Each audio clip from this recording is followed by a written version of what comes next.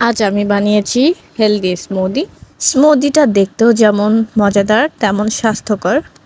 তো এটা এখন আমি তৈরি করে দেখাবো। প্রথমেই আমি কাঠবাদাম আর কাজু বাদাম আর খেজুর একটি পাত্রে রেখে গরম পানি ঢেলে কিছুক্ষণ ঢেকে রাখবো। আর এরপরেই আমি কলাগুলা কেটে নিব গোল গোল করে। দুটা কলা দিয়েছিলাম। কলা কাটা শেষ হলে আমি ব্লেন্ডারে কাঠবাদাম, কাজু বাদাম আর খেজুর যেটা রেখেছিলাম সেটা দিয়ে দুধ দিয়ে তার মধ্যে কলা দিয়ে দিলাম। আর এরপরেই একসাথে ব্লেন্ড করে নিতে হবে। ব্লেন্ড করার পরে যখন দেখব সব কিছু ভালোভাবে মিশে গিয়েছে, এরপরেই স্মুদি গ্লাসের একটি পাত্রে ঢেলে নেব। শেষ কাজ হিসেবে ওপরে কাঠবাদাম আর কাজু বাদাম কুচি দিয়ে সাজিয়ে সার্ভ করব।